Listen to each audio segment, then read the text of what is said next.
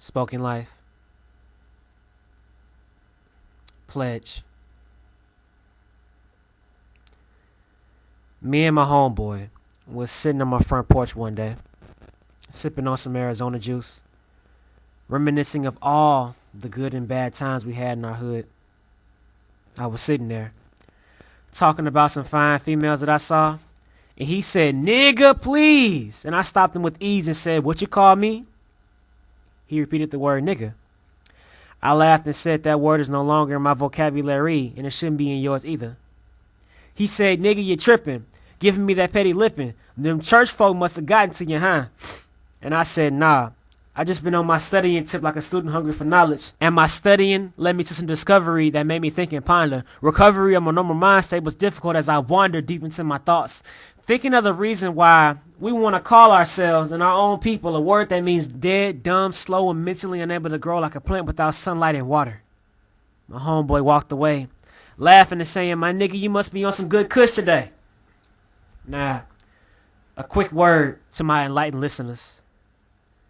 Ain't it strange how whenever you around ignorance, you can't help but either laugh or shake your head because you might be psychologically alive, but the people around you might be psychologically dead, and you're the only one who realizes it.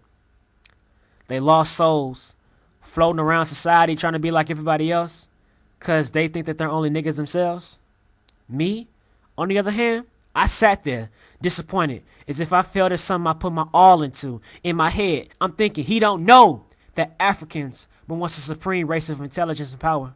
He don't know that these same kings and queens, mighty yet benevolent rulers that were looked up to by the little African babies who wanted to aspire to be kings and queens and chiefs of their own village, were sold into bondage by their own people or taken against their will by the Europeans.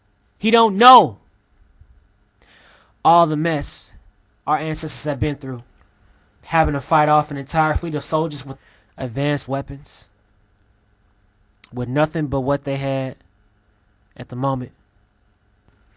Men fighting not only for themselves, but for the pride of their village, their wives and children, their pride. But soon realize their fighting is in vain because their oppressors have come prepared for this conquest. Like to them, it's all a game. He don't know that the mighty, beautiful wives of these soldiers were rounded up, beat down, raped on sight, and taken as sex slaves for the devilish army. They were even killed if they put up too much of a fight. The children tried to run and hide from the scary sight, but some were often caught in the crossfire. Bang! Bang! Bang!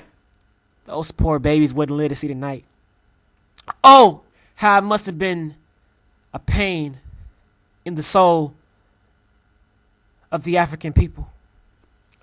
All of those who weren't killed had to watch in disgust as their village was raped of all of its resources, all of its beauty, and rounded up and stuffed like sardines in a tight slave ship, get broken down psychologically like food in our stomach, and then shipped away like packaged meat into different countries, including the great old USA.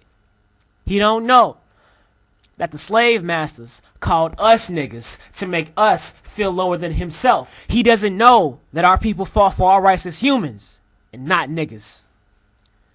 Look at Martin Luther King, the man who professed his love for both colors in his "I Had a Dream" speech. Such a prolific figure. I'm pretty sure he didn't envision us loving the word nigga. What about Marcus Garvey, who tried to send African Americans back to the motherland with a steamboat? Or Malcolm X, who did his best to speak the truth to his people, who he called brothers and sisters and not niggas. Look at Harriet Tubman. Look at Mary Prince. Look at David Walker. Look at Frederick Douglass. Look at Olude Equiano. All of these people who worked to erase the word over time, and now we're keeping it around like it's bringing us benefit. Ain't that a crime? Nowadays, we glorify the fact that we get called real niggas. Nowadays, you hear bigger figures using the word nigga in almost everything that they do. Music, television, movies, it's all true. You can't go a day without hearing someone say the word nigga.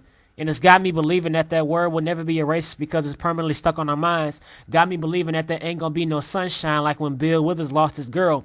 Forcibly settling on my mind is the fact that my generation will be stuck in the same self-centered, spoiled position unless we take responsibilities for the words that we use and choose to respect our black skin that we living in and realize that we ain't niggas. We're humans. So, I took the pledge to never say the N word again, my friend. Can etch my words in stone, and y'all should follow my lead and leave that word alone.